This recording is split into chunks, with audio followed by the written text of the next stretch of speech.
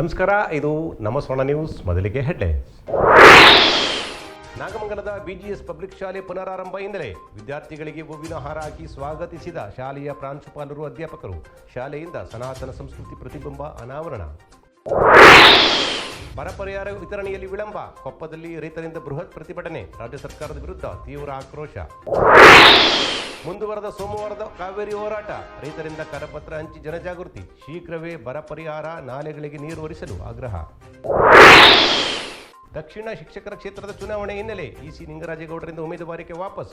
ಮೈತ್ರಿ ಅಭ್ಯರ್ಥಿ ಕೆ ವಿವೇಕಾನಂದರಿಗೆ ಬೆಂಬಲ ಘೋಷಣೆ.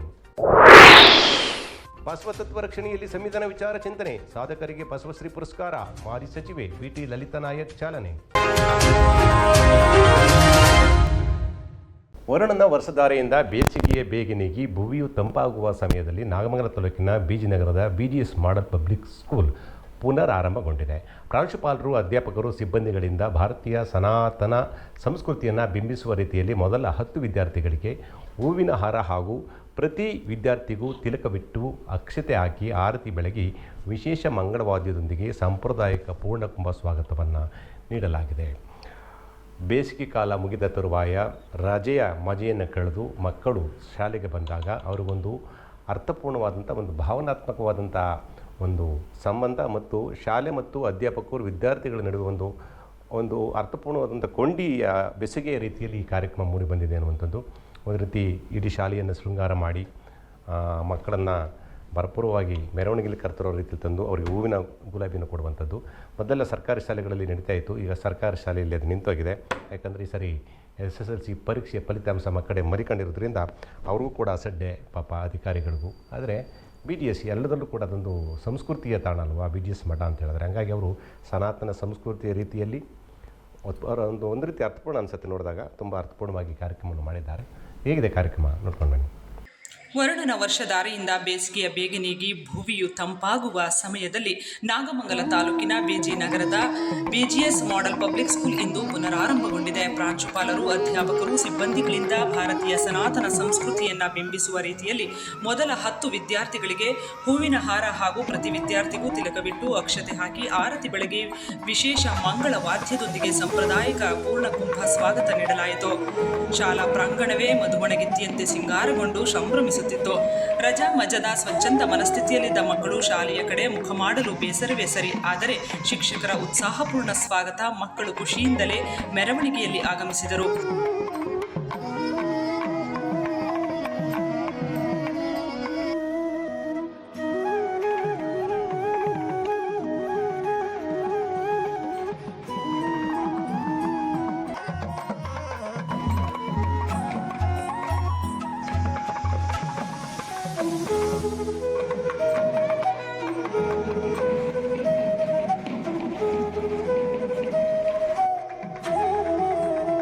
ನಂತರ ನಡೆದ ಪ್ರಾರ್ಥನಾ ಸಭೆಯಲ್ಲಿ ಆದಿಚುಂಚನಗಿರಿ ಶಿಕ್ಷಣ ಟ್ರಸ್ಟ್ನ ಆಡಳಿತಾಧಿಕಾರಿ ಡಾಕ್ಟರ್ AT ಶಿವರಾಮು ಮಾತನಾಡಿ, ಪ್ರಸ್ತುತ ವರ್ಷದಲ್ಲಿ ವಿಶೇಷ ಶೈಕ್ಷಣಿಕ ಯೋಜನೆಗಳನ್ನು ರೂಪಿಸಲಾಗಿದೆ. ಆದಿಚುಂಚನಗಿರಿ ಆಸ್ಪತ್ರೆಯ ಸಹಯೋಗದಲ್ಲಿ ವೈದ್ಯರು, ಪ್ರಾಧ್ಯಾಪಕರು ಆಗಮಿಸಿ ವಿಶೇಷ ತರಗತಿಗಳನ್ನು ನೀಡಿ ಮಾರ್ಗದರ್ಶಿಸುವುದು ಒಂದಾಗಿದೆ. ಡಾಕ್ಟರ್ ನಿರ್ಮಲಾನಂದನಾಥ ಮಹಾಸ್ವಾಮೀಜಿಯವರ ಮಾರ್ಗದರ್ಶನದಲ್ಲಿ ಮಾಡೆಲ್ ಪಬ್ಲಿಕ್ ಶಾಲೆಯು ಸುಸಜ್ಜಿತ ಕಟ್ಟಡ ಹಾಗೂ ಸೌಲಭ್ಯಗಳೊಂದಿಗೆ ಗುಣಮಟ್ಟದ ಶಿಕ್ಷಣವನ್ನು ನೀಡುವಲ್ಲಿ ಮಾದರಿಯಾಗಿ ಉತ್ತಮ ವಿದ್ಯಾರ್ಥಿಗಳನ್ನು ರೂಪಿಸುವಲ್ಲಿ ಯಶಸ್ವಿಯಾಗುತ್ತೇವೆ ಎಂದು ಮಕ್ಕಳನ್ನು ಮನರಂಜಿಸಿ ಪ್ರೋತ್ಸಾಹಿಸಲು ಅಧ್ಯಾಪಕ ವರ್ಗದವರು ವಿಶಿಷ್ಟ ಗೀತೆ, ನೃತ್ಯಗಳಿಂದ ಶುಭ ಹಾರೈಸಿ ಭಾವನಾತ್ಮಕವಾಗಿ ಸ್ವಾಗತಿಸಿದರು. ಪ್ರಾಂಶುಪಾಲ ವಿ ಪುಟ್ಟರಸ್ವಾಮಿ ಮಾತನಾಡಿ, ಮಕ್ಕಳು ಈ ದೇಶದ ಭವಿಷ್ಯ. ಅವರ ಶೈಕ್ಷಣಿಕ ಪ್ರಗತಿ ಹಾಗೂ ವ್ಯಕ್ತಿತ್ವ ವಿಕಸನಕ್ಕಾಗಿ ಹಲವು ಸಂಕಲ್ಪಗಳನ್ನು ಕೈಗೊಂಡಿದ್ದೇವೆ. ಈ ವಿಶೇಷ ಸ್ವಾಗತ ತಯಾರಿ ಸಾರ್ಥಕವಾಗಿದೆ ಎಂದೇ ಭಾವಿಸುತ್ತೇನೆ. ಪೋಷಕರು ಹಾಗೂ ವಿದ್ಯಾರ್ಥಿಗಳ ಆಶಾದಾಯಕ ಸಹಕಾರದಿಂದ ಮೊದಲ ದಿನವೇ ನಿರೀಕ್ಷೆ ಮೀರಿ ಮಕ್ಕಳ ಹಾಜರಾತಿ ಖುಷಿ ನೀಡಿದೆ ಎಂದರು. ಉಪ ಪ್ರಾಂಶುಪಾಲೆ ದರ್ಶಿನಿ ಸಿ, ಸಂಯೋಜಕರಾದ ಆರೋಗ್ಯ ಸ್ವಾಮಿ, ಗಾಯತ್ರಿ TS, ಸ್ವಪ್ನ ಸಂಜೀವ್ ಹಾಗೂ ಇತರರಿದ್ದರು. ಬರ ಪರಿಹಾರ ವಿತರಣೆಯಲ್ಲಿ ರಾಜ್ಯ ಸರ್ಕಾರದ ವಿಳಂಬ ನೀತಿಯನ್ನು ಖಂಡಿಸಿ ಕೂಡಲೇ ಬರ ಪರಿಹಾರ ಬಿಡುಗಡೆಗೆ ಆಗ್ರಹಿಸಿ ರೈತರು ಮಧುರ್ ತಾಲೂಕಿನ ಕೊಪ್ಪ ಗ್ರಾಮದಲ್ಲಿ ಪ್ರತಿಭಟನೆ ನಡೆಸಿ ಸರ್ಕಾರದ ವಿರುದ್ಧ ಆಕ್ರೋಶವನ್ನು ವ್ಯಕ್ತಪಡಿಸಿದ್ದಾರೆ. ಬರ ಪರಿಹಾರ ವಿತರಣೆಯಲ್ಲಿ ವಿಳಂಬ. ರಾಜ್ಯ ಸರ್ಕಾರ ಈಗ ಬರ ಪರಿಹಾರ, ರೈತರ ಕಾಳಜಿ ಇನ್ಯಾವುದು ಕೂಡ ಅದರ ಮನಸ್ಸಿನಲ್ಲಿಲ್ಲ. ಅಲ್ಲಿರುವಂಥದ್ದು ಕೇವಲ ಪೆಂಡ್ರೈವ್ ವಿಚಾರ, ಪ್ರಜ್ವಲ್ ರೇವಣ್ಣ ವಿಚಾರ, ದೇವೇಗೌಡರು ಕುಟುಂಬದ ವಿಚಾರ, ಇನ್ಯಾವ ಕೆಲಸವೂ ಇಲ್ಲ. DCMಗೂ ಅಷ್ಟೇ, CMಗೂ ಅಷ್ಟೇ, ಸಚಿವರಿಗೂ ಅಷ್ಟೇ ಹೇಳಿ ಬಿಟ್ಟಂಗಿದೆ. ಬಾಣ ಬಿಟ್ಬಿಟ್ಟು ನೀವು ಇದು ಮಾತಾಡ್ತಾ ಕೂತ್ಕೊಳ್ಳಿ, ಪರಿಹಾರಕ್ಕೆ ಹೋಗಬೇಡಿ, ಅಲ್ಲಿ ಕೆ ಆರ್ ಎಸ್ಗೆ ಮಳೆ ತುಂಬಿದರೆ ಕಾಲುವೆಗಳಿಗೆ ನೀರು ಬಿಡಿ ಅಂತ ಹೇಳ್ಬೇಡಿ, ಏನು ಮಾಡಬೇಡಿ. ಶಿವರಾಮೇಗೌಡಂಥವ್ರು ಬಿಟ್ಬಿಟ್ಟು ತಲೆ ಕೆಟ್ಟಂಗೆ ಮಾತಾಡ್ಕೊಂಡು ಆಯಿತಾ, ಜನರ ದಿಕ್ಕು ತಪ್ಪಿಸಿ ಸೋಷಿಯಲ್ ಮೀಡಿಯಾದಲ್ಲಿ ಮನೋರಂಜನೆ ತೆಗೆದುಕೊಳ್ಳೋಕ್ಕೆ ಸರ್ಕಾರ ನಿಂತಂಗೆ ಕಾಣ್ತಿದೆ ನನಗೆ. ಪರಿಹಾರದ ಬಗ್ಗೆ ಒಬ್ಬ ಸಚಿವರು ಮಾತಾಡಲ್ಲ, ರೈತರ ಕಾಳಜಿ ಬಗ್ಗೆ ಒಂಚೂರು ಮಾತಾಡಲ್ಲ. ಮಳೆ ಬರ್ತಾಯಿದೆ, ರೈತರಿಗೆ ಬಿತ್ತನೆ ಬೀಜ ವಿತರಿಸಬೇಕು ಆಯಿತಾ, ಅವ್ರಿಗೆ ಯಾವ ಬೆಳೆಗಳನ್ನು ಬೆಳಿಬೇಕು ಅನ್ನುವಂಥ ಐಡಿಯಾ ಕೊಡಬೇಕು ಅನ್ನೋದ್ರ ಬಗ್ಗೆ ಯಾರಿಗೂ ಕಾಳಜಿ ಇಲ್ಲ. ಎಲ್ಲ ಸಚಿವರು ಪೆನ್ ಡ್ರೈವ್ ಇಟ್ಕೊಂಡು ಕೂತ್ಕೊಂಡ್ಬಿಟ್ಟಿದ್ದಾರೆ ಆಯಿತಾ. ಪಾಪ ಇನ್ನೇನು ಕೆಲಸ ಇಲ್ಲ ಅವ್ರಿಗೆ ಆಯ್ತಲ್ಲ. ಇನ್ನು ಡಿ ಸಿ ಎಮ್ಗೆ ಅಂತ ಕೇಳಲೇಬೇಕಾ? ಅದೇ ಕೆಲಸ ಅಯ್ಯಪ್ಪಂಗೆ ಬೆಳಗಿದ್ರೆ ಸಂಜೆ ಗಂಟೆ ಬರೀ ಪೆನ್ ಡ್ರೈವ್ ವಿಚಾರ ಕೂತ್ಬಿಟ್ಟಿದ್ದಾರೆ. ಹಂಗಾಗಿ ಈಗ ಸರ್ಕಾರದ ಹತ್ರ ನೀವು ಏನು ಹೇಳ್ಕೊಂಡ್ರು, ಏನು ಪ್ರತಿಭಟನೆ ಮಾಡಿದ್ರು ಅವ್ರಿಗೆ ವಿಷಯ ಗೊತ್ತಿಲ್ಲ. ಪೆನ್ ಡ್ರೈವ್ ಪರ್ವ ಮಾತಾಡಿ ಆವಾಗ ಬೇಕಾದರೆ ಅದನ್ನು ಇಶ್ಯೂ ಮಾಡ್ತಾರೆ, ವೆರಿ ಗುಡ್ ಅಂತಾರೆ. ಈಗ ಹಂಗಾಗಿ ಬರ ಪರಿಹಾರದ ಬಗ್ಗೆ ಏನು ಕೇಳಬೇಡಿ. ಆದರೂ ಮದ್ದೂರು ತಾಲೂಕಿನ ಕೊಪ್ಪ ಗ್ರಾಮದಲ್ಲಿ ರೈತರು ಸರ್ಕಾರದ ಧೋರಣೆಯನ್ನು ಖಂಡಿಸಿ ಪ್ರತಿಭಟನೆಯನ್ನು ನಡೆಸಿದ್ದಾರೆ. ರಾಜ್ಯ ಸರ್ಕಾರದಿಂದ ಬರ ಪರಿಹಾರ ವಿತರಣೆ ವಿಳಂಬವಾಗುತ್ತಿರುವುದರಿಂದ ಬರ ಪರಿಹಾರ ಬಿಡುಗಡೆಗೆ ಆಗ್ರಹಿಸಿ ರೈತರು ಪ್ರೊಟೆಸ್ಟ್ ನಡೆಸಿದರು. ರಾಜ್ಯ ಸರ್ಕಾರದ ವಿರುದ್ಧ ರೊಚ್ಚಿಗೆದ್ದ ಮಂಡ್ಯ ರೈತರು ಕೊಪ್ಪದಲ್ಲಿ ರಾಜ್ಯ ರೈತ ಸಂಘದಿಂದ ಪ್ರತಿಭಟನೆ ಮಾಡಿದರು. ಮಂಡ್ಯ ಜಿಲ್ಲೆಯ ಮದ್ದೂರು ತಾಲೂಕಿನ ಕೊಪ್ಪ ಗ್ರಾಮಸ್ಥರು ರಾಜ್ಯ ಸರ್ಕಾರದ ವಿರುದ್ಧ ಘೋಷಣೆ ಕೂಗಿ ಆಕ್ರೋಶ ವ್ಯಕ್ತಪಡಿಸಿದರು. ತೆಂಗು ಸೇರಿದಂತೆ ಹಲವಾರು ಬೆಳೆಗಳಿಗೆ ಪರಿಹಾರ ಘೋಷಣೆ ಮಾಡಬೇಕೆಂದು ಆಗ್ರಹಪಡಿಸಿದರು. ಒತ್ತಡ ಆಗ್ತಾ ಇದ್ರು. 3,500 ಕೋಟಿ ದುಡ್ಕೊಂಡು 2 ವಾರ ಆಗಿದ್ರು ಸಹ ಇವರು ಅಷ್ಟು ದಿವಸದಿಂದ ಎಷ್ಟು ಬೆಳೆ ಹೋಗಿದೆ, ಎಷ್ಟು ಕಬ್ಬು ಲಾಸ್ ಆಗಿದೆ. ಮಂಡ್ಯ ಜಿಲ್ಲೆಯಲ್ಲಿ ಅತ್ಯಂತ ಹೆಚ್ಚು ಪ್ರಮುಖವಾಗಿರ್ತಕ್ಕಂಥ ಅತ್ಯಂತ ಹೆಚ್ಚು ಕಬ್ಬು, ತೆಂಗು, ಇತರೆ ತೋಟಗಾರಿಕೆ ಬೆಳೆಗಳು ಇವ್ಯಾವನು ಇದುವರೆಗೂ ಪರಿಶೀಲನೆ ಮಾಡಿದಾನೆ. ಇನ್ನೂ ಒಬ್ಬರಿಗೂ ಪರಿಹಾರನೇ ಘೋಷಣೆ ಮಾಡಿದಾನೆ. ಯಾವ ತಹಸೀಲ್ದಾರ್ ಆಗಿರ್ಬೋದು, ಮಂಡ್ಯ ಎಲ್ಲ ರೈತರಿಗೂ ಪರಿಹಾರ ಘೋಷಣೆ ಮಾಡಬೇಕಾಗಿತ್ತು. ಆ ಘೋಷಣೆ ರೈತರು ಸಹಕಾರ ಮಾಡಬೇಕು. ರಾಜ್ಯ ಸರ್ಕಾರ ರೈತರನ್ನ ಕಡೆಗಣಿಸದೆ ಬರ ಪರಿಹಾರ ನೀಡಿಲ್ಲ. ರೈತರು ಬೆಳೆದ ಬೆಳೆ ಕಬ್ಬು, ತೆಂಗು ಸೇರಿ ಹಲವು ಬೆಳೆಗಳು ನಾಶವಾಗಿದೆ. ರೈತರು ಸಂಕಷ್ಟಕ್ಕೆ ಸಿಲುಕಿದ್ದಾರೆ. ತಕ್ಷಣವೇ ಬರ ಪರಿಹಾರ ನೀಡುವಂತೆ ಆಗ್ರಹಿಸಿದರು. ಇಲ್ಲದಿದ್ದರೆ ಮುಂದಿನ ದಿನಗಳಲ್ಲಿ ಕರ್ನಾಟಕ ಬಂದ್ ಮಾಡುವ ಎಚ್ಚರಿಕೆ ನೀಡಿದರು. ಪರಿಹಾರ ಕೊಡ್ತಾ ಇದ್ರಿ 5 ಎಕರೆ ಅಂದ್ರೆ 7 ಎಕರೆ ಅಂದ್ರೆ 5 ಎಕರೆ ಆಗ್ತದೆ ನಾವು ಪರಿಹಾರ ಕೊಡ್ತಕ್ಕಂಥದ್ದು. ಹಾಗಾಗಿ ನಾವು ತೆಕ್ಕು ಬಿಟ್ಟ ಜಮೀನು ಕೂಡ ನೀವು ಪರಿಹಾರ ಕೊಡಿ. ಕಬ್ಬು 13 ತಿಂಗಳು 14 ತಿಂಗಳು ಕಡಿಯಂತ ಸ್ಟೇಜಲ್ಲಿ ಕೇವಲ 5-6 ತಿಂಗಳಲ್ಲಿ ಕಬ್ಬು ಒಣಗೊಂಡೋದು. ಅಡಿಕೆ ಬೆಳೆಗಳು ನೋಡ್ತಾ ಇದ್ರಿ, ಅಡಿಕೆ ಬೆಳೆಗಳು ಒಣಗು. ತೆಂಗು ಏನು ಜೀವಿತಾವಧಿಯಲ್ಲಿ 40-50 ವರ್ಷ ತಮ್ಮ ಮುತ್ತಾತರ ಕಾಲದಿಂದ ನೆಟ್ಟಂತ ತೆಂಗು ಇವತ್ತೆಲ್ಲ ಬರಬಾರ್ದು, ಸುಳಿ ಒಣಗಿ ಎಲ್ಲ ಹೋಗಿವೆ. ತೆಂಗಿಗೆ ಜೀವಿತಾವಧಿಯಲ್ಲಿ 40,000 ರೂಪಾಯಿನ ನೀವು ಪರಿಹಾರ ಕೊಡಿ ಅಂತೇಳಿ ನಾವು ಪರಿಹಾರ ಕೇಳ್ಕೊಂಡ ಮುಖ್ಯಮಂತ್ರಿ ಮತ್ತು ಡಿ ಕೆ ಶಿವಕುಮಾರ್ ನೀರಾವರಿ ಮಂತ್ರಿಗಳನ್ನ ಉದ್ಯೋಗ ಕೊಡ್ತಾ ಇರೋದು ಈ ಕಬ್ಬು ಬೆಳೆಗಾರರಿಂದ. ಕರ್ನಾಟಕದ ಎಲ್ಲ ಟೀ ಅಂಗಡಿಗಳು ನಡೀತಾ ಇರೋದು ರೈತ ಬೆಳೆದಿಂದ, ಕಬ್ಬದಿಂದ. ಕರ್ನಾಟಕದ ಎಲ್ಲ ಬೇಕರಿ ಅಂಗಡಿ, ಸ್ವೀಟ್ ಅಂಗಡಿಗಳು ನಡೀತಾ ಇರೋದು ರೈತ ಬೆಳೆದಿಂದ, ಕಬ್ಬದಿಂದ. ಕರ್ನಾಟಕದ ಪೆಪ್ಸಿ, ಕೋಕಾ ಕೋಲಾ ಕಾರ್ಖಾನೆ ಮತ್ತು ಅಲ್ಲಿನ ಕಾರ್ಮಿಕರಿಗೆ ಉದ್ಯೋಗ ಕೊಟ್ಟಿರೋದು ರೈತ ಬೆಳೆದಿದ್ದ, ಕಬ್ಬದಿಂದ. ಕರ್ನಾಟಕದ 56 ಕಾರ್ಖಾನೆಗಳು ನಡೀತಾ ಇರೋದು ರೈತ ಬೆಳೆದಿದ್ದ, ಕಬ್ಬದಿಂದ. 56 ಕಾರ್ಖಾನೆಯ ಕಾರ್ಮಿಕರಿಗೆ ಉದ್ಯೋಗ ಕೊಟ್ಟಿರೋದು ರೈತ ಬೆಳೆದಿದ್ದ, ಕಬ್ಬದಿಂದ. ಇಷ್ಟೆಲ್ಲ ರೈತ ಬೆಳೆದದ್ದು ಅಲ್ಲದೆ ಏನು ಮದ್ಯದ ಅಂಗಡಿಯನ್ನ ನಡೆಸೋದಕ್ಕೆ ಕಬ್ಬು ಬೆಳೆಗಾರರು ಮತ್ತು ಕಬ್ಬಿನಿಂದನೇ ರೈತ ಹಿಡಿದದು. ಅದಕ್ಕೆ ರೆವಿನ್ಯೂ ಶೇರ್ ಕೊಡ್ತಾ ಇರೋರು ರೈತ, ಕಬ್ಬು ಬೆಳೆಗಾರರಿಂದ, ರೈತನಿಂದ. ಇಂಥ ರೈತನಿಗೆ ಕಬ್ಬು ಬೆಳೆಗೆ ಯಾವುದೇ ಕಾರಣಕ್ಕೂ ನಾವು ಅವ್ರಿಗೆ ಬೆಲೆಯನ್ನ ಕೊಡಕ್ಕಾಗೋದಿಲ್ಲ, ಪರಿಹಾರವನ್ನ ಕೊಡಕ್ಕಾಗೋದಿಲ್ಲ ಅಂತೇಳಿ ಸರ್ಕಾರ ಘೋಷಣೆ ಮಾಡಿದೆ.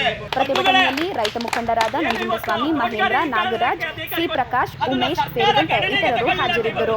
ಸಂಸದ ಪ್ರಜ್ವಲ್ ರೇವಣ್ಣ ಅವರ ಡಿಪ್ಲೊಮೆಟಿಕ್ ಪಾಸ್ಪೋರ್ಟ್ ರದ್ದುಪಡಿಸಿ ಅವರನ್ನು ಕೂಡಲೇ ಬಂಧಿಸುವಂತೆ ಒತ್ತಾಯಿಸಿ ಮೇ 30ರಂದು ಹಾಸನ ಚಲೋ ಕಾರ್ಯಕ್ರಮವನ್ನು ಹಮ್ಮಿಕೊಳ್ಳಲಾಗಿದೆ ಅಂತ CITU ರಾಜ್ಯಾಧ್ಯಕ್ಷೆ ಎಸ್ ವರಲಕ್ಷ್ಮಿ ಹೇಳಿದ್ರು. ಹೇಳಿದ್ನಲ್ಲಪ್ಪ, ನಾನು ಮೊದಲು ಹೇಳಿದ್ನಲ್ಪ, 1 ಗಂಟೆ ಬಿಡ್ಕೊಂಡಲ್ಲಪ್ಪ, ಬಂತು ಪುನಃ. ಸಂಸದ ಪ್ರಜ್ವಲ್ ರೇವಣ್ಣ ಅವರ ಡಿಪ್ಲೊಮೆಟಿಕ್ಸ್ ಪಾಸ್ಪೋರ್ಟ್ಸ್ ರದ್ದುಪಡಿಸಿ ಅವರನ್ನು ಕೂಡಲೇ ಬಂಧಿಸುವಂತೆ ಒತ್ತಾಯಿಸಿ ಮೇ 30ರಂದು ಹಾಸನ ಚಲೋ ಕಾರ್ಯಕ್ರಮ ಹಮ್ಮಿಕೊಳ್ಳಲಾಗಿದೆ ಆಯಿತಾ. ಕೇವಲ ಸರ್ಕಾರ ಮತ್ತು ವಿರೋಧ ಪಕ್ಷಗಳ ನಡುವಿನ ತಾರ್ಕಿಕ ಹೋರಾಟಕ್ಕೆ ಸೀಮಿತವಾಗಿದ್ದಂಥ ಈ ಒಂದು ಇಶ್ಯೂ ಇತ್ತೀಚೆಗೆ ಸಂಘಟನೆಗಳಿಗೂ ಬಂತು. ಯಾಕಂತಂದರೆ ಸಂತ್ರಸ್ತ ಮಹಿಳೆಯರು ನೊಂದಿದ್ದಾರೆ ಪಾಪ. ಹಂಗಾಗಿ ಅವ್ರ ಪರವಾಗಿ ಅವರು ಹೋರಾಟ ಮಾಡಲೇಬೇಕು ಅಂತೇಳಿ ಮೇ 30ರಂದು ಹಾಸನ ಚಲೋ ಕಾರ್ಯಕ್ರಮವನ್ನು ಹಮ್ಮಿಕೊಂಡಿದ್ದಾರೆ. ಡಿಪ್ಲೊಮೆಟಿಕ್ ಪಾಸ್ಪೋರ್ಟನ್ನು ರದ್ದುಪಡಿಸಿ ಯಾರು ರದ್ದುಪಡಿಸ್ಬೇಕು? ರಾಜ್ಯ ಸರ್ಕಾರ ರದ್ದುಪಡಿಸ್ಬೇಕಾ? ಕೇಂದ್ರ ಸರ್ಕಾರ ರದ್ದುಪಡಿಸ್ಬೇಕಾ? ಯಾರು ರದ್ದುಪಡಿಸ್ಬೇಕು ಅದನ್ನು? ಆಯ್ತಲ್ಲ, ಒಬ್ಬ ಸಾಮಾನ್ಯ ವ್ಯಕ್ತಿಯನ್ನು, ಒಬ್ಬ ಸಂಸದನನ್ನು ಆಯಿತಾ ವಿದೇಶದಿಂದ ಕರೆತರಲು ಅಸಾಧ್ಯವಾಗದಂತಹ ಅಸಹಾಯಕ ಸರ್ಕಾರಗಳು, ಅಸಹಾಯಕ ಮಂತ್ರಿಗಳು, ಅಸಹಾಯಕ ಮುಖ್ಯಮಂತ್ರಿಗಳು ಕೇವಲ ಟೆಕ್ನಿಕಲ್ ಅದೇ ಹೇಳಿದ್ದು, ಒಬ್ಬ ಸರ್ಕಾರ ಇದ್ದವನಿಗೆ ಟೆಕ್ನಿಕಲ್ ಐಡಿಯಾ ಇಲ್ಲ ಅಂತಂದರೆ ಈ ಹುಚ್ಚಾಟ, ಈ ಮೊಂಡಾಟಗಳಾಗ್ತವೆ, ಆಯಿತಾ. ಇವರು ಪಾಸ್ಪೋರ್ಟ್, ಡಿಪ್ಲೊಮೆಟಿಕ್ ಪಾಸ್ಪೋರ್ಟ್ ರದ್ದುಪಡಿಸಿ ಇಲೀಗಲಾಗಿ ಹೆಂಗೆ ರದ್ದುಪಡಿಸೋಕ್ಕಾಗತ್ತೆ? ಅವನು ಎಲ್ಲಿದ್ದಾನೆ ಅಂತ ಗೊತ್ತಿಲ್ಲ, ಇಲ್ಲ ಉಸ್ಕೊಂಡಿದ್ದಾನೆ ಅಂತ ಗೊತ್ತಿಲ್ಲ, ಎಲ್ಲಿ ವ್ಯವಹಾರ ಮಾಡ್ತಾನೆ ಅಂತ ಗೊತ್ತಿಲ್ಲ. ಡಿಪ್ಲೊಮೆಟಿಕ್ ಪಾಸ್ಪೋರ್ಟ್ ರದ್ದುಪಡಿಸಿ ಎಲ್ಲರೂ ಹೇಳ್ತಾವ್ರಪ್ಪ, ರದ್ದುಪಡಿಸೋದಕ್ಕೆ ಕಾನೂನು ನೀತಿ ಏನಿದೆ, ಲೀಗಲ್ ಪ್ರೊಸೀಜರ್ ಬೇಕಲ್ವಾ? ಸೊ ಅದೇನು ಹೇಳ್ತಾರಲ್ಲ, ಯಾರೇ ಹೇಳಿದ್ರು ಏನೋ ಮಾಡಿದ್ರು ನಂಗೆ ಆಗಿದೆ ಕತೆ. ಹುಚ್ಚಾಟ ದೊಂಬರಾಡ್ತಾ ವ್ಯಕ್ತಿ ಮಾಡಿರೋದಕ್ಕೂ ಇಲ್ಲ ಆಗ್ತಿರೋದಕ್ಕೂ ಮ್ಯಾಚ್ ಆಗ್ತಿದೆ. ಹಂಗಾಗಿ ವರಲಕ್ಷ್ಮಿ ಸುದ್ದಿಗೋಷ್ಠಿಯಲ್ಲಿ ಮಾತನಾಡಿದ್ದಾರೆ. ಏನು ಮಾತನಾಡಿದ್ದಾರೆ ನೋಡ್ಕೊಂಡು ಬನ್ನಿ. ವರ್ಗಾವಣೆ, ಬಡ್ತಿ ಸೇರಿದಂತೆ ಇನ್ನಿತರ ವಿಚಾರವಾಗಿ ಸಹಾಯ ಬಯಸಿ ಹೋದ ಹೆಣ್ಣನ್ನ ಸಂಸದ ಪ್ರಜ್ವಲ್ ರೇವಣ್ಣ ಈ ರೀತಿ ಬಳಸಿಕೊಂಡಿರುವುದು ಖಂಡನೀಯ ಎಂದರು. ಇಂತಹ ಘಟನೆಗಳು ನಡೆದಾಗ ಜನಪ್ರತಿನಿಧಿಗಳ ಹತ್ತಿರ ಮಾತನಾಡಲು ಆಗುವುದಿಲ್ಲ. ಈ ವಿಚಾರದಲ್ಲಿ ಎಲ್ಲ ಪಕ್ಷಗಳು ರಾಜಕಾರಣ ಮಾಡುತ್ತಿದ್ದು ತಪ್ಪಿತಸ್ಥರಿಗೆ ಶಿಕ್ಷೆ ಆಗುವ ನಿಟ್ಟಿನಲ್ಲಿ ಹೋರಾಡಬೇಕು ಎಂದರು. ಎಸ್ಐಟಿ ರಚನೆಯಾದ ನಂತರ ಏಪ್ರಿಲ್ 27ರಂದು ಪ್ರಜ್ವಲ್ ರೇವಣ್ಣ ಪರಾರಿಯಾಗಿದ್ದಾರೆ. ಈ ವಿಚಾರ ಕೇಂದ್ರ ಸರ್ಕಾರ, ಮಾಜಿ ಪ್ರಧಾನಿ ಎಚ್.ಡಿ. ದೇವೇಗೌಡ, ಮಾಜಿ ಮುಖ್ಯಮಂತ್ರಿ ಎಚ್.ಡಿ. ಕುಮಾರಸ್ವಾಮಿ, ಮುಖ್ಯಮಂತ್ರಿ ಸಿದ್ದರಾಮಯ್ಯ, ಉಪಮುಖ್ಯಮಂತ್ರಿ ಡಿ.ಕೆ. ಶಿವಕುಮಾರ್ ಹಾಗೂ ಮಾಜಿ ಮುಖ್ಯಮಂತ್ರಿ ಬಿ.ಎಸ್. ಯಡಿಯೂರಪ್ಪರವರಿಗೂ ಗೊತ್ತಿದೆ. ಆದರೆ ಯಾವುದೇ ಕ್ರಮ ಕೈಗೊಂಡಿಲ್ಲ ಎಂದು ಅಸಮಾಧಾನ ವ್ಯಕ್ತಪಡಿಸಿದರು. ನಾವು ಒಂದು ಡೆಮೊಕ್ರೆಟಿಕ್ ಆದಂಥ ಒಂದು ಸೊಸೈಟಿಯಲ್ಲಿ ಬದುಕನ್ನು ನಡೆಸ್ತಾ ಇದ್ದೀವಿ. ಆ ಸೊಸೈಟಿ ಒಳಗಡೆ ಸಹಜವಾಗಿ ಒಂದು ಮನುಷ್ಯನನ್ನು 5 ವರ್ಷಕ್ಕೊಮ್ಮೆ ಒಂದು ಜನಪ್ರತಿನಿಧಿಯನ್ನು ನಾವು ಆಯ್ಕೆ ಮಾಡಿಕೊಳ್ಳುವಂಥ ಸ್ವಾತಂತ್ರ್ಯ ನಮಗಿದೆ. ನಾವು ಏನಕ್ಕೆ ಅವರನ್ನು ಆಯ್ಕೆ ಮಾಡೋದು? ಮತ್ತು ನಾಳೆ ದಿನ ಇಂಥ ಒಂದು ಇದಕ್ಕೇನಾದರೂ ಶಿಕ್ಷೆ ಆಗಿಲ್ಲ ಈ ವಿಚಾರದಲ್ಲಿ ಅಂದರೆ, ನಾಳೆ ದಿನ ಜನಪ್ರತಿನಿಧಿಗಳ ಹತ್ರ ಯಾರಾದರೂ ಹೋಗಿ ಒಂಟಿ ಮಹಿಳೆಯರು ಮಾತಾಡಲಿಕ್ಕಾಗ್ತದಾ? ನಾವು ಇದರಲ್ಲಿ ಯಾರೂ ಕೂಡ ರಾಜಕಾರಣವನ್ನು ಮಾಡಬಾರ್ದು. ಈಗ ಆಲ್ರೆಡಿ ಇದು ರಾಜಕೀಯಕ್ಕೇ ದುರುಪಯೋಗ ಆಗಿಬಿಟ್ಟಿದೆ. SIT ರಚನೆ ಆಯಿತು. SIT ರಚನೆ ಆಗಿ ಈ ವಿಚಾರ ಒಳಗೆ ಬಂದು ಕೂಡಲೇ ಅವರನ್ನು ಇಲ್ಲಿಂದ ಹೊರಗಡೆ ಹೋಗಲಿಕ್ಕೆ ಬಿಟ್ಟಿದ್ದೇ ಮೊದಲನೇ ತಪ್ಪು. ಯಾವಾಗ 26ನೇ ತಾರೀಕು ಓಟ್ ಆಯಿತು, 27ಕ್ಕೆ ಅವರು ಹೊಟ್ಟೋದ್ರು, ದೇಶ ಬಿಟ್ಟು ಹೋದರು. ಸೊ ಆಗಲೇ ಈ ವಿಚಾರ 3-4 ದಿನದ ಮುಂಚೆನೇ ಈ ವಿಚಾರ ಬಯಲಿಗೆ ಬಂದಿತ್ತು, ನಮಗೆ ಬಹಿರಂಗವಾಗಿ. ಆದರೆ ಆಂತರಿಕವಾಗಿ ಎಲ್ರಿಗೂ ವಿಚಾರ ಗೊತ್ತಿತ್ತು. ಒಂದು ಪ್ರೆಷರ್ ಆಗಿದ ಕೂಡಲೇ SIT ರಚನೆ ಆಗುತ್ತೆ. SIT ರಚನೆ ಆದರೆ ಇವರು ಹೊಟ್ಟೋಗ್ತಾರೆ. ಸ್ನೇಹ ವಿಚಾರದಲ್ಲಿ ಬಿಜೆಪಿ ಮಹಿಳೆಯರಿಗೆ ಅನ್ಯಾಯವಾಗಿದೆ ಎಂದು ಹೋರಾಟ ಮಾಡುತ್ತಿದೆ. ಕುಮಾರಸ್ವಾಮಿರವರು ಪ್ರಜ್ವಲ್ ರೇವಣ್ಣರ ಮೂಲ ವಿಚಾರದ ಬಗ್ಗೆ ಮಾತನಾಡುತ್ತಿಲ್ಲ. ದೇವೇಗೌಡರು ಈ ವಿಚಾರ ನನಗೆ ನೋವು ತಂದಿದೆ ಎನ್ನುತ್ತಿದ್ದು, ಆದರೆ ಹೆಣ್ಣು ಮಕ್ಕಳಿಗೆ ಆಗಿರುವ ಅನ್ಯಾಯದ ಬಗ್ಗೆ ಮಾತನಾಡುತ್ತಿಲ್ಲ ಎಂದು ದೂರಿದರು. ಈಗ ನಡೆದಿರುವ ಘಟನೆ ಹೆಣ್ಣಿನ ಘನತೆ ವಿಚಾರವಾಗಿದೆ. ರಾಜಕೀಯ ಪಕ್ಷಗಳು ಈ ಹಿನ್ನೆಲೆಯಲ್ಲಿ ರಾಜಕೀಯವನ್ನ ಬದಿಗಿಟ್ಟು ಹೆಣ್ಣಿನ ಘನತೆ ಕಾಪಾಡಬೇಕಿದೆ.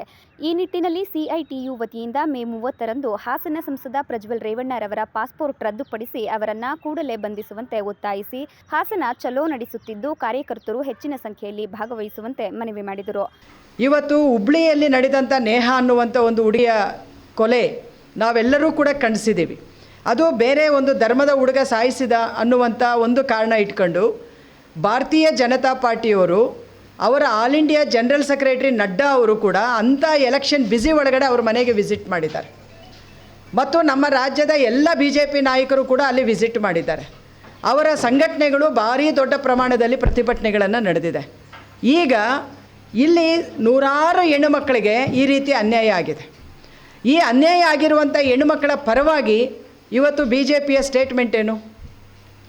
ಅವರ ಕೈಯಲ್ಲೇ ಇದೆ. ಇವತ್ತು ಏನಿದೆ ಅವ್ರ ಕೈಯಲ್ಲಿ? ಇವತ್ತು ಅವನು ಸಿಟ್ಟಿಂಗ್ MP, ಇನ್ನೂ ಕೂಡ ಜೂನ್ 4ನೇ ತಾರೀಕುವರೆಗೂ ಅವನು MPನೇ ನಮಗೆ.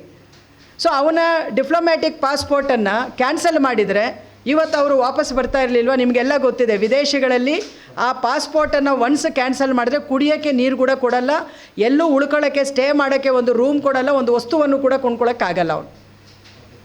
ಗೋಷ್ಠಿಯಲ್ಲಿ CITU ಜಿಲ್ಲಾಧ್ಯಕ್ಷ MM ಶಿವಕುಮಾರ್, ಜಿಲ್ಲಾ ಪ್ರಧಾನ ಕಾರ್ಯದರ್ಶಿ C ಕುಮಾರಿ, ಜಿಲ್ಲಾ ಖಜಾಂಚಿ ಮಹದೇವಮ್ಮ, ಬಿಸಿಯೂಟ ನೌಕರರ ಸಂಘದ ಜಿಲ್ಲಾ ಕಾರ್ಯದರ್ಶಿ ಶಶಿಕಲಾ ಉಪಸ್ಥಿತರಿದ್ದರು. ದಿವಂಗತ ದೇವರಾಜ ಅರಸು ಹಿಂದುಳಿದ ವರ್ಗಗಳ ವೇದಿಕೆಯ ಆಶ್ರಯದಲ್ಲಿ ಬಸವ ತತ್ವ ರಕ್ಷಣೆಯಲ್ಲಿ ಸಂವಿಧಾನ ವಿಚಾರ ಚಿಂತನೆ ಮತ್ತು ಬಸವಶ್ರೀ ಪುರಸ್ಕಾರ ಸಮಾರಂಭ ಮಂಡ್ಯದ ಗಾಂಧಿ ಭವನದಲ್ಲಿ ಯಶಸ್ವಿಯಾಗಿ ನೆರವೇರಿದೆ. ಮಾಜಿ ಸಚಿವೆ ಭೇಟಿ ಲಲಿತಾ ನಾಯ್ಕ್ ಅವರು ಜ್ಯೋತಿ ಬೆಳಗಿಸುವ ಮೂಲಕ ಕಾರ್ಯಕ್ರಮಕ್ಕೆ ಚಾಲನೆಯನ್ನು ನೀಡಿದ್ದಾರೆ. ದೇವರಾಜ ಅರಸು ಹಿಂದುಳಿದ ವರ್ಗಗಳ ವೇದಿಕೆ ನಿರಂತರವಾಗಿ ಈ ಥರದ ಕಾರ್ಯಕ್ರಮಗಳನ್ನ ಮಾಡ್ಕೊಂಡು ಬರ್ತಾ ಇದೆ. ಬಸವ ತತ್ವ ರಕ್ಷಣೆಯಲ್ಲಿ ಸಂವಿಧಾನ ವಿಚಾರ ಚಿಂತನೆ ಒಂದು ಅರ್ಥಪೂರ್ಣವಾದಂತಹ ವಿಚಾರ ಮತ್ತು ಸಾಧಕರಿಗೆ ಬಸವಶ್ರೀ ಪುರಸ್ಕಾರವನ್ನು ಕೂಡ ನೀಡಲಾಗಿದೆ. ಗಾಂಧಿ ಭವನದಲ್ಲಿ ಕಾರ್ಯಕ್ರಮ ನಡೆದಿದೆ. ಮಾಜಿ ಸಚಿವೆ ಬಿಟಿ ಲಲಿತಾ ನಾಯಕ್ ಅವರು ಜ್ಯೋತಿ ಬೆಳಗಿಸುವ ಮೂಲಕ ಕಾರ್ಯಕ್ರಮವನ್ನು ಉದ್ಘಾಟಿಸಿದರು. ನಂತರ ಮಾತನಾಡಿ 12ನೇ ಶತಮಾನದಲ್ಲಿ ಯಾವ ಸ್ಥಿತಿಯಲ್ಲಿ ಬದುಕಿದ್ದೆವು ಎಂಬುದನ್ನು ಬಸವಣ್ಣನವರು ತೋರಿಸಿಕೊಟ್ಟಿದ್ದಾರೆ. ಆರ್ಥಿಕ ಮಂತ್ರಿಯಾಗಿ ಯಾವ ರೀತಿಯಲ್ಲಿ ಬದಲಾವಣೆ ತರಬೇಕು ಎನ್ನುವುದನ್ನು ಹೇಳಿಕೊಟ್ಟಿದ್ದಾರೆ ಎಂದರು. ರಾಜ್ಯ ಸರ್ಕಾರ ಬಸವಣ್ಣ ಅವರನ್ನು ಸಾಂಸ್ಕೃತಿಕ ನಾಯಕ ಎಂದು ಘೋಷಿಸಿದೆ. ಬಸವಣ್ಣ ಅವರಿಗೆ ಯಾವುದೇ ಜಾತಿ ಇಲ್ಲ, ಆದರೆ ಕೆಲವರು ಜಾತಿಯನ್ನ ಬಂಡವಾಳವನ್ನಾಗಿ ಮಾಡಿಕೊಂಡು ರಾಜಕಾರಣ ಮಾಡುತ್ತಿದ್ದಾರೆ. ಕೋಮು, ಧರ್ಮ, ಜಾತಿಯ ಹೆಸರಿನಲ್ಲಿ ವಿಷ ಬೀಜ ಬಿತ್ತುತ್ತಿದ್ದಾರೆ. ಇದನ್ನೆಲ್ಲ ಬದಿಗಿಟ್ಟು ಸಮಾಜಮುಖಿಯಾಗಿ ಚಿಂತನೆ ನಡೆಸಬೇಕು ಎಂದರು. ಯಾವ ಸ್ಥಿತಿಯಲ್ಲಿ ಬದುಕ್ತಾ ಇದ್ದೀವಿ ಅನ್ನೋದನ್ನು 12ನೇ ಶತಮಾನದಲ್ಲಿ ಬಸವಣ್ಣವರು ಹೇಳಿದರು. ಕಾಲಲ್ಲಿ ಕಟ್ಟಿದ ಗುಂಡು, ಕೊರಳಲ್ಲಿ ಕಟ್ಟಿದ ಬೆಂಡು, ತೇರಲಿಯದೋ ಗುಂಡು, ಮುಳುಗಲಿಯದೋ ಬೆಂಡು. ಬೆಂಡು ಮುಳುಗಕ್ಕೆ ಬಿಡಲ್ಲ, ಗುಂಡು ತೇಲಕ್ಕೆ ಬಿಡಲ್ಲ. ಅಂಥ ಒಂದು ಕಾಲ ಘಟ್ಟದಲ್ಲಿ ಅವರು ಹೇಳಿದ್ದಾರೆ ಅಂದರೆ ಯಾವ ಕಾಲಕ್ಕೂ ಕೂಡ ಇಂಥ ಸಮಸ್ಯೆಗಳು ಇದ್ದೇ ಇರ್ತವೆ ಅನ್ನೋದನ್ನು ಬಸವಣ್ಣವ್ರು ಹೇಳಿದರು. ಬಸವಣ್ಣನವರಿಂದ ನಾವು ಎಷ್ಟೆಲ್ಲ ಕಲಿಬಹುದು ಅಂದರೆ, ಒಬ್ಬ ವಿತ್ತ ಮಂತ್ರಿಯಾಗಿ, ಅಂದರೆ ಆರ್ಥಿಕ ಮಂತ್ರಿಯಾಗಿ, ಹಣಕಾಸಿನ ಮಂತ್ರಿಯಾಗಿ ರಾಜಕೀಯದಲ್ಲಿದ್ದೂ ಕೂಡ ಯಾವುದೇ ರೀತಿಯ ದುರುಪಯೋಗ ಮಾಡದೇನೆ ಆ ಕೆಲಸವನ್ನು ರಾಜಕೀಯ, ಸಾಮಾಜಿಕದಲ್ಲಿ ಸಾಮಾಜಿಕವಾಗಿ ಅವರು ಒಂದಕ್ಕೊಂದು ಬೆರೆಸಲಾರದೆ, ಯಾವ ಧರ್ಮವನ್ನು ಅದರಲ್ಲಿ ಬೆರೆಸಲಾರದೆ ಹೇಗೆ ಬದುಕಬಹುದು ಮನುಷ್ಯ ಅನ್ನೋದನ್ನು ಈ ಸಮಾಜಕ್ಕೆ ತಿಳಿಸಿಕೊಟ್ಟಂಥ ಬಸವಣ್ಣನವರನ್ನು ಇವತ್ತು ಒಬ್ಬ ಸಾಂಸ್ಕೃತಿಕ ನಾಯಕ ಅಂತ ಈ ಸರ್ಕಾರ ಘೋಷಣೆ ಮಾಡಿದೆ. ದೇವರಾಜ ಅರಸು ಹಿಂದುಳಿದ ವರ್ಗಗಳ ವೇದಿಕೆಯ ಅಧ್ಯಕ್ಷ ಸಂದೇಶ್ ಮಾತನಾಡಿ, ಬಸವಣ್ಣನವರ ಅನುಭವ ಮಂಟಪ ನಮ್ಮ ಪಾಲಿನ ಮಾನವ ಮಂಟಪವಾಗಿದೆ. ಸಾಮಾಜಿಕ ಸಾಮರಸ್ಯವನ್ನ ಬಸವಣ್ಣ ಅವರು ಪ್ರಸ್ತಾಪಿಸಿದ್ದಾರೆ. ಅದನ್ನು ಅಂಬೇಡ್ಕರ್ ಅವರು ಕಾನೂನುಬದ್ಧಗೊಳಿಸಿದ್ದಾರೆ ಎಂದರು. ಅನುಭವ ಮಂಟಪದಲ್ಲಿನ ಎಲ್ಲ ವರ್ಗದವರನ್ನ ನಾವು ಗೌರವಿಸುತ್ತೇವೆ. ಬಸವ ತತ್ವ ರಕ್ಷಣೆಯಲ್ಲಿ ಸಂವಿಧಾನ ಎನ್ನುವ ವಿಚಾರವಾಗಿ ಚಿಂತನೆ ನಡೆಸಿದ್ದೇವೆ ಎಂದು ತಿಳಿಸಿದ ಅವರು, ಸಂವಿಧಾನ ಕಾಯಕ ಸಮಾನತೆಯ ಮುಂದುವರೆದ ಭಾಗವಾಗಿದ್ದು ಬಸವ ತತ್ವ ರಕ್ಷಣೆಯಲ್ಲಿ ಸಂವಿಧಾನದ ಪಾತ್ರವಿದೆ. ಹಾಗಾಗಿ ಬಸವ ಮಾರ್ಗ ಉಳಿಸಬೇಕಾದರೆ ಸಂವಿಧಾನವನ್ನ ಉಳಿಸುವ ಜವಾಬ್ದಾರಿ ನಮ್ಮ ಮೇಲಿದೆ. ನಿಜವಾದ ಬಸವ ಅನುಯಾಯಿಗಳು ಸಂವಿಧಾನದ ರಕ್ಷಣೆಗೆ ಮುಂದಾಗಬೇಕಿದೆ ಎಂದರು.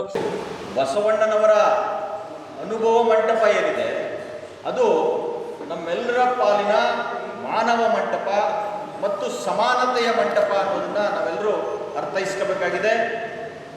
ಯಾವ ಬಸವಣ್ಣನವರು ಸಮಾನತೆ, ಸಾಮಾಜಿಕ ನ್ಯಾಯ, ಸಾಮರಸ್ಯವನ್ನು ಪ್ರತಿಪಾದನೆ ಮಾಡಿದ್ರು, ಆ ಎಲ್ಲವನ್ನೂ ಬಾಬಾ ಸಾಹೇಬ್ ಅಂಬೇಡ್ಕರ್ ಅವರು ಸಂವಿಧಾನದಲ್ಲಿ ಕಾನೂನುಬದ್ಧಗೊಳಿಸ್ತಕ್ಕಂಥ ಕೆಲಸವನ್ನು ಮಾಡಿದ್ದಾರೆ. ಇದೇ ಸಂದರ್ಭದಲ್ಲಿ ಸಾಹಿತಿಗಳಾದ ಎಂವಿ ಧರಣೇಂದ್ರಯ್ಯ, ಕೆಪಿ ಮೃತ್ಯುಂಜಯ, ದಲಿತ ಮುಖಂಡ ಸೋಮನಹಳ್ಳಿ ಅನ್ನದಾನಿ, ಬೆಟ್ಟಹಳ್ಳಿ ಮಂಜುನಾಥ, ಶಿವರಾಜು ಸೇರಿದಂತೆ ಇತರರಿಗೆ ಬಸವಶ್ರೀ ಪ್ರಶಸ್ತಿ ಪ್ರದಾನ ಮಾಡಲಾಯಿತು. ಕಾರ್ಯಕ್ರಮದಲ್ಲಿ ಮಂಡ್ಯ ಜಿಲ್ಲಾ ಕಾಂಗ್ರೆಸ್ ಅಧ್ಯಕ್ಷ ಸಿಡಿ ಗಂಗಾಧರ್, ತಾಲೂಕು ಪಂಚಾಯಿತಿ ಮಾಜಿ ಅಧ್ಯಕ್ಷ ತ್ಯಾಗರಾಜ್, ಸಮಾಜ ಸೇವಕ ಸುರೇಶ್ ಬಾಬು, ಜಿಲ್ಲಾ ಶರಣ ಸಂಘದ ಅಧ್ಯಕ್ಷ ನಂದೀಶ್, ಪತ್ರಕರ್ತ ಎಂ ಶಿವಕುಮಾರ್ ಸೇರಿದಂತೆ ಇತರರಿದ್ದರು. ಪ್ರತಿ ಸೋಮವಾರ ಮಂಡ್ಯ ಜಿಲ್ಲಾ ರೈತ ಹಿತರಕ್ಷಣಾ ಸಮಿತಿ ವತಿಯಿಂದ ನಡೆಯುತ್ತಿರುವ ಕಾವೇರಿ ಹೋರಾಟ ಮುಂದುವರೆದಿದ್ದು, ಚಳುವಳಿಕಾರರು ಕರಪತ್ರಗಳನ್ನು ಹಂಚಿ ಸಾರ್ವಜನಿಕರಲ್ಲಿ ಜಾಗೃತಿ ಮೂಡಿಸಿದ್ದಾರೆ. ಸೋಮವಾರ ಮಂಡ್ಯದ ಕಾವೇರಿ ಒಂದು ಬಳಿ ಜಮಾವಣೆಗೊಂಡ ಕಾರ್ಯಕರ್ತರು ನಂತರ ಸಾರ್ವಜನಿಕರಿಗೆ ಕರಪತ್ರಗಳನ್ನು ಹಂಚಿ ಕಾವೇರಿ ಹೋರಾಟದ ಬಗ್ಗೆ ಜಾಗೃತಿ ಮೂಡಿಸಿದ್ದಾರೆ.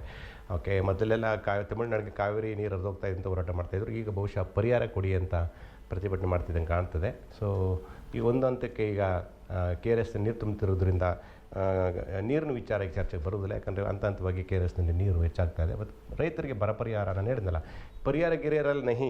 ಈಗೇನು ಕೇಳಬೇಡಿ, ಈಗ ಈ ಪೆನ್ ಡ್ರೈವು ಅಷ್ಟೇ, ಈ ಸದ್ಯಕ್ಕೆ ಅಷ್ಟೇ ಅವ್ರ ತಲೆಯಲ್ಲಿರೋದು.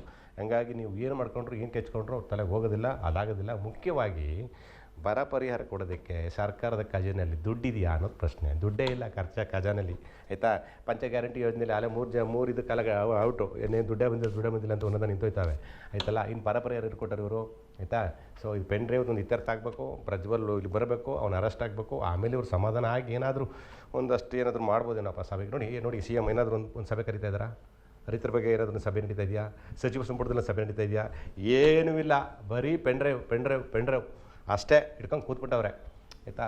ಸೊ ನೋಡೋಣ ಅದು ಯಾವಾಗ ಮಿನಿಸ್ಟ್ರು ಅಥವಾ ಮುಖ್ಯಮಂತ್ರಿಗಳು ಬರ ಪರಿಹಾರ ಸಭೆ ಕರೀತಾರೆ, ಏನು ಮಾಡ್ತಾರೆ ನೋಡೋಣ. ಸೋಮವಾರ ಮಂಡ್ಯದ ಕಾವೇರಿ ವನದ ಬಳಿ ಜಮಾವಣೆಗೊಂಡ ರೈತರು ನಂತರ ಸಾರ್ವಜನಿಕರಿಗೆ ಕರಪತ್ರಗಳನ್ನು ಹಂಚಿ ಕಾವೇರಿ ಹೋರಾಟದ ಬಗ್ಗೆ ಜಾಗೃತಿ ಮೂಡಿಸಿದರು. ನಂತರ ಮಾತನಾಡಿದ ರೈತ ಮುಖಂಡರಾದ ಸುನಂದ ಜಯರಾಮು, ಮಂಡ್ಯ ಜಿಲ್ಲಾ ರೈತ ಹಿತರಕ್ಷಣಾ ಸಮಿತಿ ಹಾಗೂ ಪ್ರಗತಿಪರ ಸಂಘಟನೆಗಳು ಕಳೆದ 8 ತಿಂಗಳಿನಿಂದ ಕಾವೇರಿ ಹೋರಾಟ ನಡೆಸುತ್ತಿದ್ದು 2 ತಿಂಗಳಿಂದ ಪ್ರತಿ ಸೋಮವಾರ ಚಳುವಳಿ ನಡೆಸಲಾಗುತ್ತಿದೆ. ಆದರೆ ರಾಜ್ಯ ಸರ್ಕಾರ ಚಳುವಳಿಯನ್ನು ಲಘುವಾಗಿ ಪರಿಗಣಿಸಿದ್ದು ಈ ಬಗ್ಗೆ ಚರ್ಚೆ ಮಾಡಿಲ್ಲ ಎಂದು ಕಿಡಿಕಾರಿದರು. ಕೆಆರ್ಎಸ್ ಅಣೆಕಟ್ಟೆಯ ಬಗ್ಗೆ ಚರ್ಚೆ ನಡೆಸಿಲ್ಲ.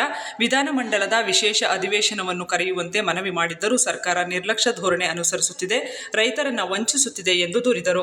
ಸರ್ಕಾರ ನಾಲೆಗಳ ದುರಸ್ತಿ ನೆಪದಲ್ಲಿ ಬೆಳೆ ಬೆಳೆದಂತೆ ತಿಳಿಸಿದ್ದು ಕಾವೇರಿ ಪ್ರಾಧಿಕಾರದ ಆದೇಶವು ಮಾರಕವಾಗಿದೆ. ಇದರಿಂದ ರೈತರಿಗೆ ನಷ್ಟವಾಗಿದ್ದು ಆದ ಕಾರಣ ಸರ್ಕಾರ ಪರಿಹಾರ ಘೋಷಿಸಬೇಕು, ನಾಲೆಗಳಿಗೆ ನೀರು ಹರಿಸಬೇಕು ಎಂದು ಒತ್ತಾಯಿಸಿದರು. ನೀರಿನ ವಿಚಾರದ ಬಗ್ಗೆ ಜಿಲ್ಲಾಧಿಕಾರಿಗಳು ಸಭೆ ಕರೆಯಬೇಕು. ಸಾಲ ಸೌಲಭ್ಯ, ರಸಗೊಬ್ಬರ ಪೂರೈಕೆ, ಬೆಳೆ ಒಡ್ಡುವ ಬಗ್ಗೆ ಚರ್ಚೆ ನಡೆಸಬೇಕು. ಕಾವೇರಿ ನೀರಾವರಿ ನಿಗಮದ ಅಧಿಕಾರಿಗಳೊಂದಿಗೆ ಸಭೆ ನಡೆಸಬೇಕು ಎಂದು ತಾಕೀತು ಮಾಡಿದರು. ಕಳೆದ 16 ವಾರಗಳಿಂದ ವಾರಕ್ಕೊಮ್ಮೆ ಪ್ರತಿ ಸೋಮವಾರ 2 ಗಂಟೆಗಳ ಸಮಯ ನಾವು ಹೋರಾಟವನ್ನು ನಿರಂತರವಾಗಿ ಮಾಡ್ಕೊಂಡು ಬರ್ತಾ ಇದ್ದೀವಿ. ಇಷ್ಟೆಲ್ಲ ಹೋರಾಟವನ್ನು ಮಾಡಿದರೂ ಕೂಡ ಕರ್ನಾಟಕ ಸರ್ಕಾರ ಚಳುವಳಿಯ ಬಗ್ಗೆ, ಚಳುವಳಿ ಎತ್ತಿರುವ ದನಿಯ ವಿಷಯದ ಮೇಲೆ ಯಾವ ಗಂಭೀರ ಚಿಂತನೆಯನ್ನು ಕೂಡ ಮಾಡಿಲ್ಲ. ಸ್ವತಃ ಸರ್ಕಾರ ರಚನೆಯಾಗಿ ಇವತ್ತಿಗೆ 1 ವರ್ಷ ಆಗಿದೆ. ಮುಖ್ಯಮಂತ್ರಿಗಳ ಸ್ಥಾನಕ್ಕೆ ಬಂದು ಇಷ್ಟೆಲ್ಲ ಗಂಭೀರವಾದ ವಿಷಯ ಕಾವೇರಿ ನದಿ ನೀರಿನ ವಿಷಯ ಆಗಿದೆ. ಮುಖ್ಯವಾಗಿ ಕಾವೇರಿ ಕೊಳ್ಳ ಭಾಗದ ಕೆಆರ್ಎಸ್ ಅಣೆಕಟ್ಟೆಯ ಕೆಳಭಾಗದ ಮೂಲ 8 ಜಿಲ್ಲೆಗಳ ಒಂದು ಒಳಪಟ್ಟಂಥ ಈ ವಿಷಯಕ್ಕೆ ಚರ್ಚೆಗೆ ಅವಕಾಶನೇ ತಕ್ಕೊಂಡಿಲ್ಲ. ಜಂಟಿ ಅಧಿವೇಶನವನ್ನು ಕರೆದು ಒಮ್ಮೆಯಾದರೂ ಕೂಡ ಈ ವಿಷಯದ ಬಗ್ಗೆ ಚರ್ಚೆ ಮಾಡಿಲ್ಲ. ಈ ಹಿನ್ನೆಲೆ ಒಳಗೆ ಸರ್ಕಾರದ ಈ ನಿರ್ಲಕ್ಷ್ಯ ಧೋರಣೆಯನ್ನು ನಾವು ಖಂಡಿಸುವಂಥ ಒಂದು ಸಂದರ್ಭ ಇದಾಗಿದೆ. ಹರಿಸುವ ಬಗ್ಗೆ, ನಾಲೆಯ ದುರಸ್ತಿ ಬಗ್ಗೆ, ಬಿದ್ದು ಹರಿದು ಹೋಗ್ತಾ ಇರುವ ಸ್ವಲ್ಪ ಮಳೆ ಆಗ್ತಾ ಇದೆ. ಈಗ ಸ್ವಲ್ಪ ಆಶಾಭಾವನೆ ಬಂದಿದೆ ರೈತರಲ್ಲಿ. 1 ಅಡಿ ನೀರು KRSನಲ್ಲಿ ಹೆಚ್ಚಿಗೆ ಆಗಿದೆ. ಬೆಳೆ ಒಡ್ಡೋ ಬಗ್ಗೆ ಚಿಂತನೆ ಮಾಡ್ತಿದ್ದಾರೆ ರೈತರು. ಭತ್ತಕ್ಕೆ ಒಟ್ಲಾಗಬೇಕಾಗಿದೆ. ಯಾವ ಒಂದು ಕನಸನ್ನು ಕಾಣುವ ರೈತನಿಗೆ ಭಗ್ನ ಮಾಡುವ ಕೆಲಸನ ನೀವು ಮಾಡಬೇಡಿ. ನಿಮ್ಮ ಮುಂದೆ ಇರುವ ಪ್ರಶ್ನೆ ನಿಮ್ಮ ರಾಜ್ಯದ ರೈತರ ರಕ್ಷಣೆ, ನಾಗರಿಕರ ರಕ್ಷಣೆ, ಕಾರ್ಮಿಕರ ರಕ್ಷಣೆ, ಮಹಿಳೆಯರ ರಕ್ಷಣೆ. ಜವಾಬ್ದಾರಿಯುತವಾಗಿ ಸರ್ಕಾರನ ನಡೆಸಿ. ನೀವು ಬಾಯಿ ಬಿಟ್ಟರೆ ಒಂದು ಮಾತು, ಬಾಯಿ ಮುಚ್ಕೊಂಡ್ರೆ ಒಂದು ಮಾತು. ಇದೆಲ್ಲ ನಮಗೆ ಬೇಕಾಗಿರೋದು. ಈ ಸಂದರ್ಭದಲ್ಲಿ ರೈತ ಮುಖಂಡರಾದ K Borayya, Induvala Chandrashekhar, borewell Narayana, HD Devegowda, Tulasidhar, Fayaz ಉಪಸ್ಥಿತರಿದ್ದರು. ಮಂಡ್ಯದಿಂದ ಚಿತ್ರದುರ್ಗಕ್ಕೆ ವರ್ಗಾವಣೆಗೊಂಡಿರುವ ಪ್ರಜಾವಾಣಿ ಪತ್ರಿಕೆಯ ಮಂಡ್ಯ ಜಿಲ್ಲಾ ವರದಿಗಾರ MN ಯೋಗೇಶ್ ಅವರಿಗೆ ಅನೌಪಚಾರಿಕವಾಗಿ ಬೀಳ್ಕೊಡುಗೆ ಸಮಾರಂಭವನ್ನು ಮೇ 23ರ ಬುದ್ಧ ಪೂರ್ಣಿಮೆಯಂದು ಸಂಜೆ 4 ಗಂಟೆಗೆ ಮಂಡ್ಯದ KV ಶಂಕರಗೌಡ ಶತಮಾನೋತ್ಸವ ಭವನದಲ್ಲಿ ಹಮ್ಮಿಕೊಳ್ಳಲಾಗಿದೆ ಅಂತ ಕರ್ನಾಟಕ ಸಂಘದ ಅಧ್ಯಕ್ಷರಾದ ಪ್ರೊಫೆಸರ್ ಜಯಪ್ರಕಾಶ್ ಗೌಡ ತಿಳಿಸಿದರು. ಪ್ರಜಾವಾಣಿ ಪತ್ರಿಕೆ ಅದೊಂದು ಬದ್ಧತೆ ಇರುವ ಮತ್ತು ಅತ್ಯಂತ ವಿಶ್ವಾಸಾರ್ಹ ಪತ್ರಿಕೆ ಅನ್ನುವಂಥ ಕಾರಣಕ್ಕೆ ಪ್ರತಿಯೊಬ್ಬರು ಕೂಡ ಅದನ್ನು ಪ್ರೀತಿಸ್ತಾರೆ ಅನ್ನುವಂಥದ್ದು. ಮತ್ತು ಯಾವುದೇ ಜಿಲ್ಲೆಯ ವರದಿಗಾರ ಬಂದಾಗ ಅದಕ್ಕೊಂದು ಗೌರವವನ್ನು ತರುವಂಥ ಕೆಲಸವನ್ನು ಇದುವರೆಗೂ ಮಾಡ್ಕೊಂಡೋಗಿದ್ದಾರೆ. ಯೋಗೇಶ್ ಕೂಡ ಆ ನಿಟ್ಟಿನಲ್ಲಿ ಸೇರ್ತಾರೆ ಅಂತ ಹೇಳ್ಬೋದು. ಸಾಕಷ್ಟು ಬರವಣಿಗೆಗಳು ಮಂಡ್ಯ ಜಿಲ್ಲೆಯ ಬಗ್ಗೆ, ವಿಶೇಷವಾಗಿ ಸಮಸ್ಯೆಗಳ ಬಗ್ಗೆ ಅವರು ಬೆಳಕಿಸಲಿದ್ದು ನಾವು ನೋಡಿದ್ದೀವಿ.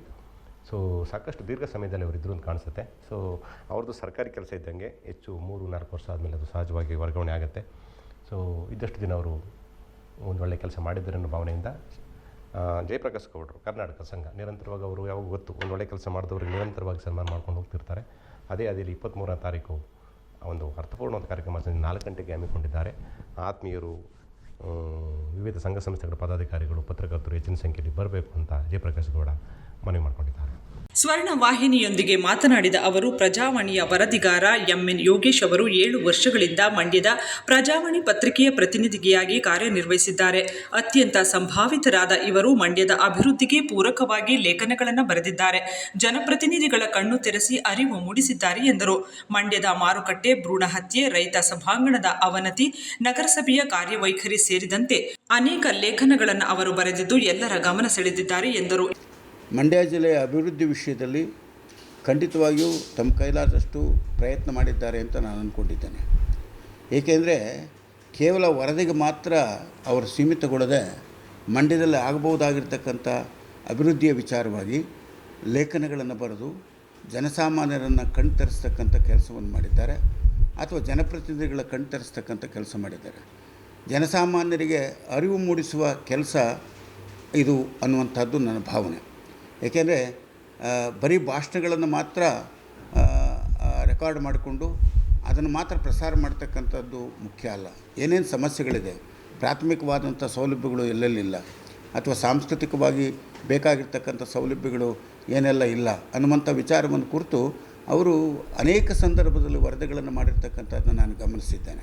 80ರ ದಶಕದಲ್ಲಿ ಪ್ರಜಾವಾಣಿ ವರದಿಗಾರರಾಗಿದ್ದ BV ನಾಗರಾಜ್ ಅವರು ಸಾಹಿತ್ಯ ಮತ್ತು ಸಾಂಸ್ಕೃತಿಕವಾಗಿ ಕೆಲಸ ಮಾಡಿದ್ದರು ಎಂದು ಸ್ಮರಿಸಿದ ಜಯಪ್ರಕಾಶ್ ಗೌಡರು, ಉತ್ತಮವಾಗಿ ಕೆಲಸ ಮಾಡಿದವರ ಪೈಕಿ ಯೋಗೇಶ್ ಅವರು ಕೂಡ ಒಬ್ಬರಾಗಿದ್ದಾರೆ. ಅವರು ವರ್ಗಾವಣೆಯಾಗಿರುವ ಹಿನ್ನೆಲೆಯಲ್ಲಿ ಮೇ 23ರಂದು ಕರ್ನಾಟಕ ಸಂಘದ ವತಿಯಿಂದ ಸಂಜೆ 4 ಗಂಟೆಗೆ ಸಂಘದ ಆವರಣದಲ್ಲಿ ಅನೌಪಚಾರಿಕವಾಗಿ ಬೀಳ್ಕೊಡುಗೆ ಸಮಾರಂಭ ಹಮ್ಮಿಕೊಂಡಿದ್ದು ಸಾರ್ವಜನಿಕರು ಭಾಗವಹಿಸುವಂತೆ ಮನವಿ ಮಾಡಿದರು. ಸಂಬಂಧವಾಗಿ 23/5/2024 ಗುರುವಾರ ಸಂಜೆ 4 ಗಂಟೆಗೆ, ಅವತ್ತು ಬುದ್ಧ ಪೂರ್ಣಿಮೆ, ಬುದ್ಧನಿಗೆ ಜ್ಞಾನೋದಯವಾದಂಥ ದಿನ. ಈ ಜ್ಞಾನದ ಪ್ರಸಾರಕ್ಕೆ ಕಾರಣಕರ್ತರಾದಂಥ ಸನ್ಮಾನ್ಯ MN ಯೋಗೀಶ್ ಅವರನ್ನು ಅವತ್ತು ಬೀಳ್ಕೊಡ್ತಕ್ಕಂಥ ಮತ್ತು ನಮ್ಮ ಕೃತಜ್ಞತೆಯನ್ನು ಜಿಲ್ಲೆಯ ಪರವಾಗಿ ಸಲ್ಲಿಸ್ತಕ್ಕಂಥ ಕಾರ್ಯ ಮಾಡಬೇಕು ಅಂತೇಳಿ ಒಂದು ಸಮಾರಂಭವನ್ನು ಏರ್ಪಡಿಸಿದ್ದೇವೆ. ಇದೊಂದು ಅನೌಪಚಾರಿಕವಾದಂಥ ಸಮಾರಂಭ. ಎಲ್ಲರೂ ಆತ್ಮೀಯವಾಗಿ ಕೂತ್ಕೊಂಡು ಅವ್ರ ಬಗ್ಗೆ ಕೆಲವು ಮಾತುಗಳನ್ನು ಹೇಳ್ತಾ ಅವ್ರನ್ನ ಬೀಳ್ಕೊಳ್ಳೋಣ. ಇಲ್ಲಿ ಆದಂಥ ಅನುಕೂಲಗಳನ್ನು ಅವ್ರ ಚಿತ್ರರಿಗೂ ಕೂಡ ದೊರಕಿಸಿಕೊಡಲಿ ಅಂತ ಹೇಳ್ತಾ ತಮ್ಮೆಲ್ಲರನ್ನು ಕೂಡ ಹೃತ್ಪೂರ್ವಕವಾಗಿ ಈ ಸಭೆಗೆ ಆಹ್ವಾನಿಸ್ತಾ ಇದ್ದೇನೆ. ಜಾತ್ಯತೀತ ಜನತಾದಳದ ಪ್ರಧಾನ ಕಾರ್ಯದರ್ಶಿ ಮೊಹಮ್ಮದ್ ಜಫರುಲ್ಲಾ ಖಾನ್ ಅವರು ಶೀಘ್ರ ಗುಣಮುಖರಾಗುವಂತೆ ಹಾರೈಸಿ ಅವರ ಅಭಿಮಾನಿಗಳು ಮಂಡ್ಯದ ಅರಕೇಶ್ವರ ಸ್ವಾಮಿ ದೇವಸ್ಥಾನದಲ್ಲಿ ಉರುಳು ಸೇವೆ ನಡೆಸಿದರು. ಭಾಳ ಬ್ಯಾಡ್ ನ್ಯೂಸ್ ಇದು ನಿಜಕ್ಕೂ ಕೂಡ. ನನಗೂ ಅನಿಸ್ತಿತ್ತು ಅವ್ರು ಬಹುಶಃ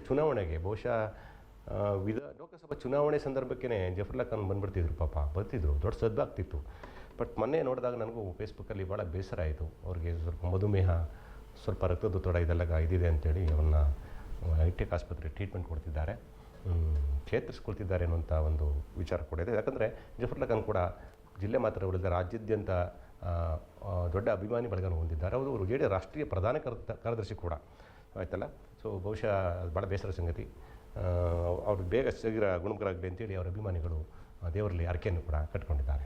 ಸೋಮವಾರ ಬೆಳಗ್ಗೆ ಅರಕೇಶ್ವರ ಸ್ವಾಮಿ ದೇವಸ್ಥಾನಕ್ಕೆ ಆಗಮಿಸಿದ ಜಫರುಲ್ಲಾ ಖಾನ್ ಅವರ ಅಭಿಮಾನಿ ಚಂದನ್ ಅರಕೇಶ್ವರ ಸ್ವಾಮಿಗೆ ಉರುಳು ಸೇವೆ ಸಲ್ಲಿಸಿ ಜಫರುಲ್ಲಾ ಖಾನ್ ರವರು ಶೀಘ್ರವಾಗಿ ಗುಣಮುಖರಾಗುವಂತೆ ದೇವರಲ್ಲಿ ಪ್ರಾರ್ಥನೆ ಮಾಡಿದರು. ನಂತರ ಮಾತನಾಡಿದ ಅವರು, ಜನಸೇವೆಯೇ ಜನಾರ್ದನ ಸೇವೆ ಎಂದುಕೊಂಡಿರುವ ವ್ಯಕ್ತಿ ಜಫರುಲ್ಲಾ ಖಾನ್ ರವರಾಗಿದ್ದಾರೆ. ಅವರು ದುಬೈನಲ್ಲಿ ಅನಾರೋಗ್ಯದ ನಿಮಿತ್ತ ಆಸ್ಪತ್ರೆಗೆ ದಾಖಲಾಗಿದ್ದು, ಅವರು ಶೀಘ್ರವೇ ಗುಣಮುಖರಾಗುವಂತೆ ಅರಕೇಶ್ವರ ಸ್ವಾಮಿ ದೇವರಲ್ಲಿ ಪ್ರಾರ್ಥನೆ ಸಲ್ಲಿಸಿದ್ದೇನೆ ಎಂದರು.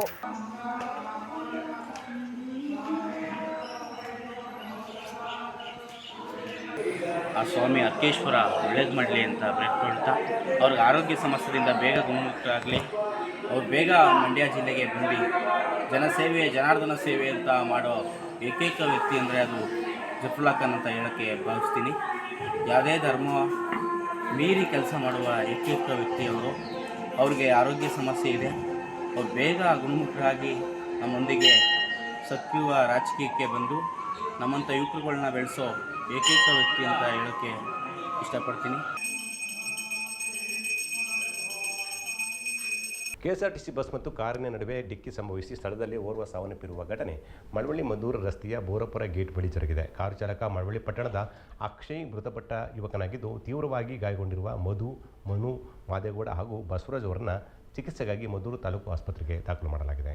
ಕಾರು ಚಾಲಕ ಮಳವಳ್ಳಿ ಪಟ್ಟಣದ ಅಕ್ಷಯ್ ಮೃತಪಟ್ಟ ಯುವಕನಾಗಿದ್ದು, ತೀವ್ರವಾಗಿ ಗಾಯಗೊಂಡಿರುವ ಮನು ಮಾದೇಗೌಡ ಹಾಗೂ ಬಸವರಾಜು ಅವರನ್ನ ಚಿಕಿತ್ಸೆಗಾಗಿ ಮದ್ದೂರು ತಾಲೂಕು ಆಸ್ಪತ್ರೆಗೆ ದಾಖಲು ಮಾಡಲಾಗಿದೆ. ಮಳವಳ್ಳಿಯಿಂದ ಮದ್ದೂರು ಕಡೆಗೆ KSRTC ಬಸ್ ಹೋಗುತ್ತಿತ್ತು. ಎದುರುಗಡೆಯಿಂದ ಕಾರಿನಲ್ಲಿ 5 ಜನರು ಪ್ರಯಾಣ ಮಾಡುತ್ತಿದ್ದರು. ಈ ಸಂದರ್ಭದಲ್ಲಿ 2 ವಾಹನಗಳ ನಡುವೆ ಡಿಕ್ಕಿ ಸಂಭವಿಸಿ ಈ ಅವಘಡ ಜರುಗಿದೆ. ಘಟನೆಯಲ್ಲಿ ಕಾರು ಸಂಪೂರ್ಣವಾಗಿ ನಜ್ಜುಗುಜ್ಜಾಗಿದ್ದು, ಸ್ಥಳಕ್ಕೆ ಪೊಲೀಸರು ಭೇಟಿ ನೀಡಿ ಪರಿಶೀಲನೆ ನಡೆಸಿದ್ದು, ಘಟನೆಗೆ ಸಂಬಂಧಿಸಿದಂತೆ ದೂರು ದಾಖಲಿಸಿಕೊಂಡಿದ್ದಾರೆ.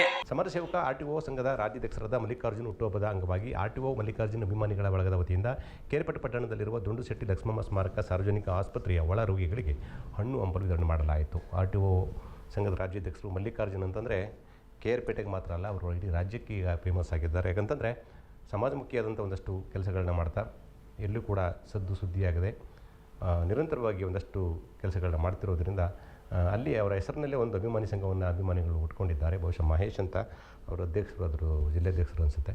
ಮತ್ತು ವಿಶೇಷವಾಗಿ ನಾಟಕ ಕೂಡ ದೊಡ್ಡ ಪೌರಾಣಿಕ ನಾಟಕ ಇವತ್ತು ನಾಳೆ ಇರಬೇಕು. ಒಂದು ದೊಡ್ಡ ಅವರ ಕಚೇರಿ ಪಕ್ಕದಲ್ಲೇ ಒಂದು ದೊಡ್ಡ ವೇದಿಕೆಯಲ್ಲಿ ನಾಟಕವನ್ನು ಕೂಡ ಒಂದು ಪೌರಾಣಿಕ ನಾಟಕವನ್ನು ಆಯೋಜನೆ ಮಾಡಿದ್ದಾರೆ. ಯಾಕಂತಂದರೆ ಮಲ್ಲಿಕಾರ್ಜುನರವರಿಗೆ ಪೌರಾಣಿಕ ನಾಟಕಗಳ ಬಗ್ಗೆ ಹೆಚ್ಚು ಒಲವು, ಅವರೊಬ್ಬ ಕಲಾವಿದರಾಗಿರೋದ್ರಿಂದ. ಹಾಗಾಗಿ ಅಭಿಮಾನಿಗಳು ದೊಡ್ಡ ಮಟ್ಟದಲ್ಲೇ ಆ ಕಾರ್ಯಕ್ರಮವನ್ನು ಮಾಡಿದ್ದಾರೆ ಮತ್ತು ವಿಶೇಷವಾಗಿ ಹಣ್ಣು ಹಂಪಲು ಕೂಡ ವಿತರಣೆ ಮಾಡಿದ್ದಾರೆ. ಹಣ್ಣು ಹಂಪಲು ವಿತರಣೆ ಕಾರ್ಯಕ್ರಮದ ನೇತೃತ್ವ ವಹಿಸಿದ್ದ ಎಂಡಿಸಿಸಿ ಬ್ಯಾಂಕ್ ಮಾಜಿ ಅಧ್ಯಕ್ಷ ಚನ್ನಬಸಪ್ಪ ಮಾತನಾಡಿ, ತಾಲೂಕಿನಾದ್ಯಂತ ಸಮಾಜ ಸೇವೆಯನ್ನು ಕಳೆದ 3 ವರ್ಷಗಳಿಂದ ದೇವಾಲಯಗಳ ಜೀರ್ಣೋದ್ಧಾರಕ್ಕೆ ಆರ್ಥಿಕ ಸಹಾಯ, ಬಡ ಮಕ್ಕಳ ವಿದ್ಯಾಭ್ಯಾಸಕ್ಕೆ, ಬಡ ರೋಗಿಗಳಿಗೆ ಚಿಕಿತ್ಸೆಗೆ ನೆರವು, ವಾಲಿಬಾಲ್, ಕ್ರಿಕೆಟ್ ಪಂದ್ಯಾವಳಿಗಳಿಗೆ ಆರ್ಥಿಕ ನೆರವು, ಪೌರಾಣಿಕ ನಾಟಕಗಳಿಗೆ ಪ್ರೋತ್ಸಾಹ ನೀಡುವುದಲ್ಲದೆ ಕಲಾವಿದರನ್ನು ಗೌರವಿಸುವುದು, ಉನ್ನತ ವ್ಯಾಸಂಗವನ್ನ ಮಾಡುವ ಬಡ ವಿದ್ಯಾರ್ಥಿಗಳಿಗೆ ಆರ್ಥಿಕ ನೆರವು ಅಲ್ಲದೆ ಅವರ ಹುಟ್ಟುಹಬ್ಬದ ಅಂಗವಾಗಿ ತಾಲೂಕಿನ ಎಲ್ಲ ಸರ್ಕಾರಿ ಪ್ರೌಢಶಾಲೆಯ ಪರೀಕ್ಷೆಯಲ್ಲಿ ಹಾಗೂ ತಾಲೂಕಿನ ಸರ್ಕಾರಿ ಪದವಿ ಪೂರ್ವ ಕಾಲೇಜುಗಳ ಕಲೆ, ವಿಜ್ಞಾನ ಹಾಗೂ ವಾಣಿಜ್ಯ ವಿಭಾಗದ ಪರೀಕ್ಷೆಯಲ್ಲಿ ಅತ್ಯಧಿಕ ಅಂಕಗಳನ್ನು ಗಳಿಸಿದ ಪ್ರತಿ 2 ವಿದ್ಯಾರ್ಥಿಗಳಿಗೆ ಪ್ರತಿಭಾ ಪುರಸ್ಕಾರವನ್ನು ನೀಡುತ್ತಾ ನಿರಂತರವಾಗಿ ಸಹಾಯ ಮಾಡುತ್ತಾ ಬರುತ್ತಿರುವ ಅವರಿಗೆ ಭಗವಂತ ಹೆಚ್ಚಿನ ಆರೋಗ್ಯ ಆಯಸ್ಸನ್ನು ನೀಡಿ ಇನ್ನಷ್ಟು ಸಮಾಜ ಸೇವೆಯನ್ನ ಮಾಡಲು ಶಕ್ತಿ ನೀಡುವಂತೆ ದೇವರಲ್ಲಿ ಪ್ರಾರ್ಥಿಸಿದರು. ಅವರಿಗೆ ಆಯಸ್ಸು ಆರೋಗ್ಯ ಕೊಡಲಿ ದೇವರು ಅಂತ ಹೇಳಿ, ಅದರ ಜೊತೆಗೆ ಸಮಾಜಮುಖಿ ಕೆಲಸವನ್ನು ಕೂಡ ಅವರು ಮಾಡ್ತಾ ಇರ್ತಾರೆ. ಅದಕ್ಕೋಸ್ಕರ ನಮ್ಮ ಆಯಸ್ಸು ಆರೋಗ್ಯವನ್ನು ಅವರು ಕೊಡಲಿ ಅಂತ ಹೇಳಿ ಆ ದೇವರನ್ನು ಪ್ರಾರ್ಥಿಸ್ತಾ. ಈ ಸಂದರ್ಭದಲ್ಲಿ ಆಸ್ಪತ್ರೆಯ ವೈದ್ಯಾಧಿಕಾರಿ ಡಾಕ್ಟರ್ ಶಶಿಧರ್, ರಮೇಶ್, ಮಡವಿನಕೋಡಿ ಉಮೇಶ್, ಜಯ ಕರ್ನಾಟಕ ಸಂಘಟನೆ ತಾಲೂಕು ಅಧ್ಯಕ್ಷ ಸೋಮಶೇಖರ್, ಬಸವೇಗೌಡ, ದೇವರಾಜು, ಯೋಗೇಶ್, ಆರ್ಟಿಒ ಮಲ್ಲಿಕಾರ್ಜುನ ಬಳಗದ ಸದಸ್ಯರು ಸೇರಿದಂತೆ ಇತರರು ಪಾಲ್ಗೊಂಡಿದ್ದರು. ನಿರೀಕ್ಷೆಯಂತೆ ಸೆನೆಟ್ ಮಾಜಿ ಸದಸ್ಯ ಇ.ಸಿ. ನಿಂಗರಾಜಗೌಡ ಅವರು ದಕ್ಷಿಣ ಶಿಕ್ಷಕ ಕ್ಷೇತ್ರದ ಚುನಾವಣೆ ಕಣದಿಂದ ಹಿಂದೆ ಸರಿದಿದ್ದಾರೆ. ನಾಮಪತ್ರ ವಾಪಸ್ ಪಡೆಯಲು ಕಡೆಯ ದಿನವಾದಂಥ ಇಂದು ಇ.ಸಿ. ನಿಂಗರಾಜಗೌಡರು ತಮ್ಮ ಉಮೇದುವಾರಿಕೆಯನ್ನು ವಾಪಸ್ ಪಡೆದು ಮೈತ್ರಿ ಅಭ್ಯರ್ಥಿ ವಿವೇಕಾನಂದ ಅವರಿಗೆ ತಮ್ಮ ಬೆಂಬಲ ಸೂಚಿಸಿದ್ದಾರೆ. ಏನಾಗಿದೆ ಅಂದರೆ ಈ ಪರಿಸ್ಥಿತಿ ಲೋಕಸಭಾ ಚುನಾವಣೆ ಇರ್ಬೋದು ಅಥವಾ ಈ ಚುನಾವಣೆ ಇರ್ಬೋದು, ದುಡ್ಡಿದ್ದವ್ರಿಗೆ ಮಾತ್ರ ಟಿಕೆಟ್ ಕೊಡ್ಬೋದು ಅಂತ. ಈಗ ಉದಾಹರಣೆಗೆ KT ಶ್ರೀಕಂಠೇಗೌಡ ಆಯಿತಾ, ಇ.ಸಿ. ನಿಂಗರಾಜಗೌಡ 3 ಸರಿ ಸೈಕಲ್ ಹೊಡೆದವ್ರೆ. 3 ಸರಿ ಸೈಕಲ್ ಹೊಡೆದಾರೆ. ಪಾಪ 3 ಸರೂ ಇಲ್ಲ ಆಯಿತಾ. ತಟ್ಟಂತ ವಿವೇಕಾನಂದ, ಪಾಪ ಅವ್ರು ಯಾರು ನನಗೆ ಇಷ್ಟು ಪರಿಚಯ ಇಲ್ಲ, ವಿವೇಕಾನಂದ ಅನ್ನೋರು ಪ್ರತ್ಯಕ್ಷ ಆಯ್ತಾರೆ ಆಯಿತಾ. KTS ಮೂಲೆ ಗುಂಪಾಯ್ತಾರೆ ಬಾಯ್ ಪಡ್ಕೊಂಡು. ನಾನು ಯಾರೋ ಒಬ್ಬರು ಹಿರಿಯ ಸಾಹಿತಿ ಹತ್ರ ಮಾತಾಡ್ತಾ ಇದ್ದೀವಿ, ಸಂಜೆ ಹೇಳ್ತಾಯಿದ್ರು ಅವರು, ಬಹುಶಃ ರಾಜಕಾರಣ ಹೆಂಗೆ ಹದಗೆಟ್ಟಿದೆ ಅಂತಂದರೆ ಸೂಟ್ಕೇಸ್ ಇಟ್ಕೊಂಡು ಬಂದರೆ ಯಾರಿಗೆ ಬೇಕಾದ್ರೂ ಟಿಕೆಟ್ ಕೊಡ್ತಾರೆ ಇವರು. ಇಲ್ಲಿ ಮಾನದಂಡ ಆಗಲಿ, ಅವರ ಬದ್ಧತೆ ಆಗಲಿ, ಕರ್ತವ್ಯನಿಷ್ಠೆ ಆಗಲಿ ಏನೂ ಇಲ್ಲ. ದುಡ್ಡು ಯಾವ ಪಕ್ಷದವ್ರಿಗಾದ್ರೂ ಸೂಟ್ಕೇಸ್ ಕೊಡು, ಟಿಕೆಟ್ ತಗೊಂಬ ಅನ್ನೋಂಗೆ ಅಂತ ಆಯಿತಾ. ಲೋಕಸಭಾ ಚುನಾವಣೆ ಹಂಗೆ ತಾನೇ ಮಾಡಿದ್ದು, ಯಾರಿಗೂ ಗೊತ್ತಿಲ್ಲ, ಪಟ್ಟಂತ ಕಾಂಗ್ರೆಸ್ ಅಭ್ಯರ್ಥಿ ತಂದರು, ಅವರು ಉದ್ಯಮಿ ಅಂದರು, ಅವರೇನೋ ಮಾಡ್ಕೊಳ್ಳಿ. ವಿವೇಕಾನಂದ ಅವ್ರನ್ನೂ ಹಂಗೆ ಮಾಡಿದ್ರು, ಮೈತ್ರಿ ಅಭ್ಯರ್ಥಿ ಅಂತ ತಂದುಬಿಟ್ಟು. ಈ ನಿಂಗರಾಜಗೌಡ ಪಾಪ ಬದ್ಧತೆ ಇರುವಂಥ ವ್ಯಕ್ತಿ, 3-4 ವರ್ಷದಿಂದ ಕೆಲಸ ಮಾಡ್ತಿದ್ದಾರೆ. ಈ ಕಡೆ KT ಶ್ರೀಕಂಠೇಗೌಡ ಸಾಕಷ್ಟು ಗೆದ್ದು ಈಗಲೂ ಕೂಡ ಅವರು ಅಭ್ಯರ್ಥಿಯಾಗಿದ್ದರು. ವಿವೇಕಾನಂದ ತಂದು ಬಿಟ್ಟಿದ್ದಾರೆ ಆಯ್ತಲ್ಲ. ಇದು ಪಕ್ಷದ ಅವರ ಸಿದ್ಧಾಂತ, ಅವರ ಹಣೆ ಬರ ಏನೋ ಮಾಡ್ಕೊಳ್ಳಿ. ಆದರೆ ಜನ ಈ ಥರದೊಂದು ಮಾತುಗಳ ಬಗ್ಗೆ ಚರ್ಚೆ ಮಾಡ್ತಿರ್ತಾರೆ. ಇದು ಕೇಳಿ ಪ್ರಬುದ್ಧರು ಆಯ್ಕೆ ಮಾಡುವಂತಹ ಕ್ಷೇತ್ರ ಇದು. ನೀವು ಹಣೆ ಬರ ಏನಾದ್ರು ಆಯ್ಕೆ ಮಾಡ್ಕೊಳ್ಳಿಲ್ಲ, ಸುಮ್ಮನೆ ಹೋಗಿ. ನಾಮಪತ್ರ ವಾಪಸ್ ಪಡೆಯಲು ಕಡೆಯ ದಿನದಂದು ಇ.ಸಿ. ನಿಂಗರಾಜು ಗೌಡರವರು ತಮ್ಮ ಉಮೇದುವಾರಿಕೆಯನ್ನು ವಾಪಸ್ ಪಡೆದು ಮೈತ್ರಿ ಅಭ್ಯರ್ಥಿ ವಿವೇಕಾನಂದ ಅವರಿಗೆ ತಮ್ಮ ಬೆಂಬಲವನ್ನು ಸೂಚಿಸಿದ್ದಾರೆ.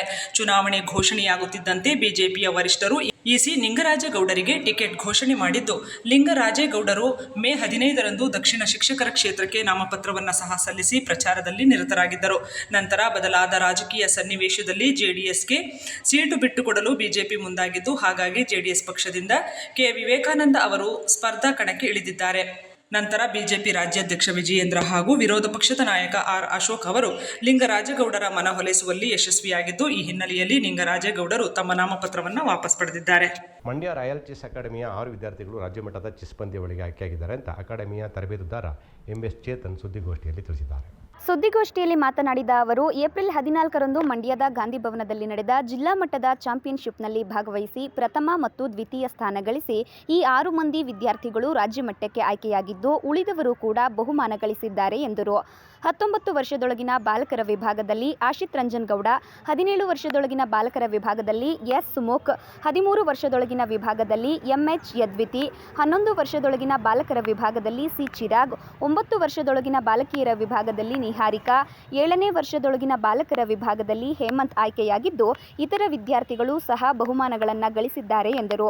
ಗೋಷ್ಠಿಯಲ್ಲಿ ರಾಜ್ಯ ಮಟ್ಟಕ್ಕೆ ಆಯ್ಕೆಯಾಗಿರುವ ವಿದ್ಯಾರ್ಥಿಗಳು ಉಪಸ್ಥಿತರಿದ್ದರು. ಮಂಡ್ಯ ರಾಯಲ್ ಚೆಸ್ ಅಕಾಡೆಮಿಯ 6 ವಿದ್ಯಾರ್ಥಿಗಳು ಕ್ರೀಡಾಪಟು ಚೆಸ್ ಪಂದ್ಯಗಳಿಗೆ ಆಯ್ಕೆಯಾಗಿದ್ದಾರೆ. ತದನಂತರ ಯದ್ವಿತಿ MH ಗಳಿಗೆ ಆಯ್ಕೆಯಾಗಿದ್ದಾರೆ. ಚಿರಾಗ್ ಸಿ 11 ವರ್ಷದ ಬಾಲಕರ ವಿಭಾಗದಲ್ಲಿ ಪ್ರಥಮ ಸ್ಥಾನ ಪಡೆದು ರಾಜ್ಯ ಮಟ್ಟದ ಚೆಸ್ ಪಂದ್ಯಗಳಿಗೆ ಆಯ್ಕೆಯಾಗಿದ್ದಾರೆ. ಬಾಲಕರ ವಿಭಾಗದಲ್ಲಿ ಪ್ರಥಮ ಸ್ಥಾನ ಪಡೆದು ರಾಜ್ಯ ಮಟ್ಟದ ಚೆಸ್ ಪಂದ್ಯಗಳಿಗೆ ಆಯ್ಕೆಯಾಗಿದ್ದಾರೆ. ಬಾಲಕರ ವಿಭಾಗದಲ್ಲಿ ದ್ವಿತೀಯ ಸ್ಥಾನ ಪಡೆದು ಇವರು ಕೂಡ ರಾಜ್ಯ ಮಟ್ಟದ ಚೆಸ್ ಪಂದ್ಯಗಳಿಗೆ ಆಯ್ಕೆಯಾಗಿದ್ದಾರೆ. ನಂತರ ಆಶ್ರಿತ್ ರಂಜನ್ ಗೌಡ, ಇವರು 19 ವರ್ಷದ ಬಾಲಕರ ವಿಭಾಗದಲ್ಲಿ ದ್ವಿತೀಯ ಸ್ಥಾನ ಪಡೆದು ರಾಜ್ಯ ಮಟ್ಟದ ಚೆಸ್ ಪಂದ್ಯಗಳಿಗೆ ಆಯ್ಕೆಯಾಗಿದ್ದಾರೆ. ಹಾಗೂ ನಮ್ಮ ಅಕಾಡೆಮಿಯ ವಿದ್ಯಾರ್ಥಿಗಳು ಉಳಿದ ವಿಭಾಗದಲ್ಲಿ ತೃತೀಯ ಹಾಗೂ 4ನೇ ಸ್ಥಾನ ಪಡೆದಿದ್ದಾರೆ. ಸೊ ದಿನಾಂಕ 14ನೇ ತಾರೀಕು ಮಂಡ್ಯ ಗಾಂಧಿ ಭವನದಲ್ಲಿ ನಡೆದ ಜಿಲ್ಲಾ ಮಟ್ಟದ ಚೆಸ್ ಚಾಂಪಿಯನ್ಶಿಪ್ನಲ್ಲಿ ನಮ್ಮ ವಿದ್ಯಾರ್ಥಿಗಳು ಪಾಲ್ಗೊಂಡು ಉತ್ತಮ ಸಾಧನೆ ಮಾಡಿದ್ದಾರೆ. ಕೊನೆಯಲ್ಲಿ ಮತ್ತೊಮ್ಮೆ ಹೆಡ್ಲೈನ್ಸ್. ನಾಗಮಂಗಲದ BGS ಪಬ್ಲಿಕ್ ಶಾಲೆ ಪುನರಾರಂಭ ಹಿನ್ನೆಲೆ ವಿದ್ಯಾರ್ಥಿಗಳಿಗೆ ಹೂವಿನ ಹಾರ ಹಾಕಿ ಸ್ವಾಗತಿಸಿದ ಶಾಲೆಯ ಪ್ರಾಂಶುಪಾಲರು, ಅಧ್ಯಾಪಕರು. ಶಾಲೆಯಿಂದ ಸನಾತನ ಸಂಸ್ಕೃತಿ ಪ್ರತಿಬಿಂಬ ಅನಾವರಣ. ಬರ ಪರಿಹಾರ ವಿತರಣೆಯಲ್ಲಿ ವಿಳಂಬ, ಕೊಪ್ಪದಲ್ಲಿ ರೈತರಿಂದ ಬೃಹತ್ ಪ್ರತಿಭಟನೆ. ರಾಜ್ಯ ಸರ್ಕಾರದ ವಿರುದ್ಧ ತೀವ್ರ ಆಕ್ರೋಶ. ಮುಂದುವರೆದ ಸೋಮವಾರದ ಕಾವೇರಿ ಹೋರಾಟ, ರೈತರಿಂದ ಕರಪತ್ರ ಹಂಚಿ ಜನಜಾಗೃತಿ. ಶೀಘ್ರವೇ ಬರ ಪರಿಹಾರ, ನಾಲೆಗಳಿಗೆ ನೀರು ಹರಿಸಲು ಆಗ್ರಹ.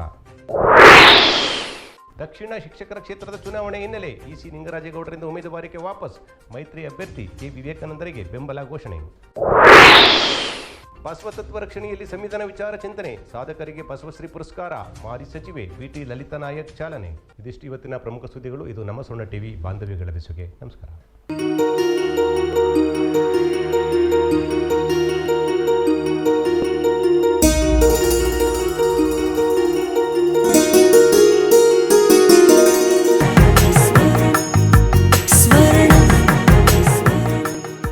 ಸ್ವರ್ಣ, ಇದು ಬಾಂಧವ್ಯಗಳ ಬೆಸುಗೆ.